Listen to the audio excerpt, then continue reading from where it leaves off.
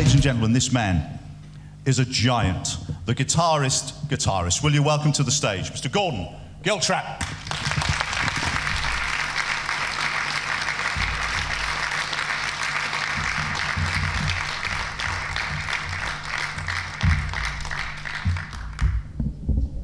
Thank you, Graham, King Rat. Well, am I really that good? I'm impressed.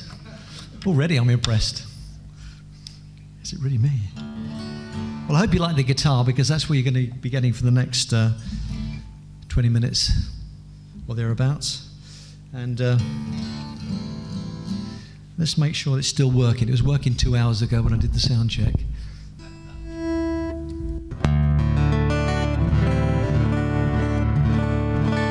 And I put brand new strings on for you, ladies and gentlemen. So thrilled. I thought I'd change my strings for Croydon. The trouble with new strings is they do tend to go out of tune, so if you please bear with me, forgive me if I have to keep checking the tuning.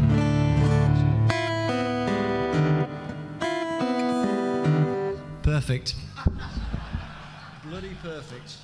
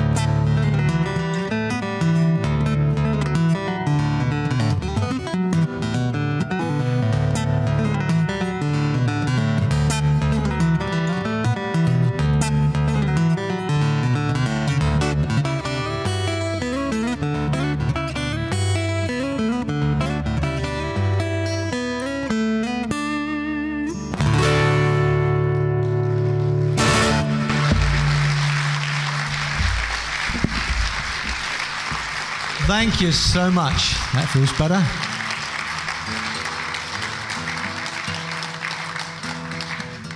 As King Rat said, I've mentioned the name of the hallowed name of Mr. Rick Wakeman. Rick and I have just completed an album. It's released this month. It's called From Brush and Stone. It's an album inspired by paintings and sculpture. And I've got to say, this is the God's truth. I've got this one-liner that I do on stage. And I mentioned about Rick, and I said, of course, Rick Wakeman, as you know, is the Bobby Crush of the progressive rock world. And he's here tonight. And I mentioned it to Bobby outside. He said, please, you're welcome to say it, bless him. So there you go. I'm going to play you a piece now from that album. This is a tune called Maddie Goes West. A piece of music that I think really cries out the 60s. It's got such a 60s vibe about it. And it's probably subliminally inspired by people like Donovan and Peter, Paul and Mary. Do you remember Donovan? I saw him in concert a couple of years back. He was fantastic. He was so good. The voice was still there, still great guitar playing. His presentation was a bit dated though. He still had the long hair. I thought, got to move with the times, Don. I was going to go backstage and say, look, this is what you should be looking like.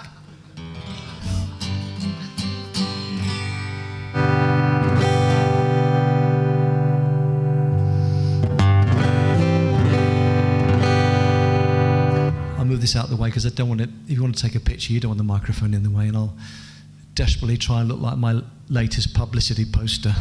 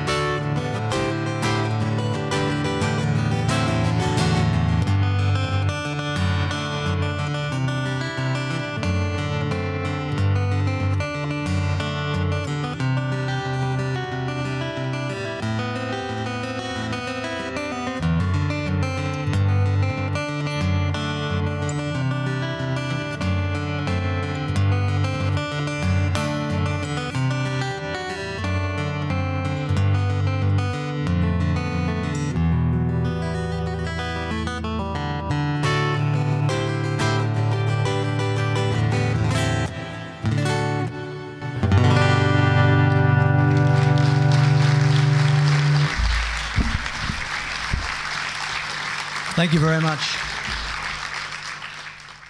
Change your guitar, ladies and gentlemen, to this guitar, which is an electric guitar. And I call this this section of my concerts In the Studio with Gordon, because what I'm going to be doing is I'm going to be recording a piece of music for you in real time, okay? I want to make it clear what I'm doing here. Otherwise you'll think it's a backing tape and you think I'm miming. And I remember a few years ago, I had a great pleasure and privilege of appearing in a Water Rats concert at the Theatre Royal in Windsor, and afterwards we all met His Royal Highness. And of course, you're standing in the row, and he comes along, And when he got to me, this is what he said to me. He said, "Oh yes, of course, technology has helped people like you, hasn't it?" I thought, what does that mean? What does he mean by that? I thought, I know, he knows about guitar pickups. By which time he was several people down the row, And I said, "Yes, indeed, sir." I said, "Technology has liberated me." And he said, "Oh yes, you look as though you've been liberated." The things that he says, wonderful. Anyway, this is a piece of music called The Dodo's Dream. And what I'll be laying a track down, then laying another one on top, and on top, and on top, until eventually it will sound like the Pink Floyd, honestly, on a good day.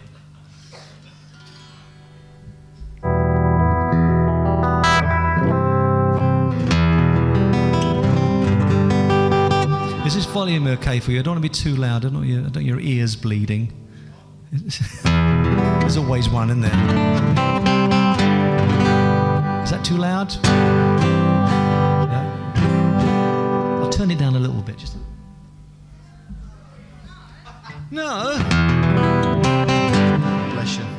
Anyway, hope you enjoy this. This is The Dodo's Dream in the studio with Gordon.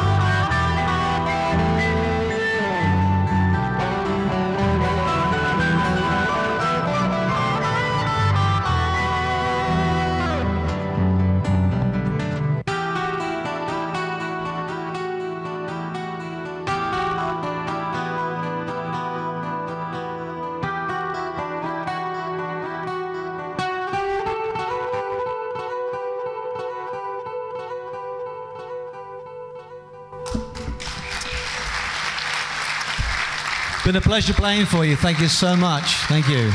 Enjoy the rest of your day. Thank you. Ladies and gentlemen, in the presence of greatness, Gordon, bless you. Thank you so much. That was fantastic. Wow, that was something. That was absolutely... And about that fabulous piece of electronic equipment that allows you to play with yourself, if you'll excuse me. Yeah? Okay, yeah. Hi, do that? Gordon Giltrap here. So I'm absolutely thrilled to be here at the ENCORE Awards, and I've just recently done a little 20-minute spot. And what am I doing at the moment, apart from this? I've just done an album with my dear friend Rick Wakeman, and the album's called From Brush and Stone. That's just come out. I've got 2 albums released later in the year. I'm just kind of doing stuff, you know. I'm still here. I'm basically a pensioner. I turned 61 this year. But age is an amazing thing in this business, because artists like myself aren't really dictated by fashion, thankfully. So all the while these work, I should be treading the boards. It's been lovely chatting to you. And thank you for talking to us. Thank you. Could you tell us about your time with Cliff? Do you mind? Yeah. Could you My tell us time about with your time with Cliff Okay. Richard, please? Yeah. Okay, you rolling? Yep. I have fond memories of working with Sir Cliff Richard. It must be getting on 12 years, 14 years ago, when I was in his production of Heathcliff, which is kind of Cliff's dream child, really. And it was based on Emily Bronte's Wuthering Heights.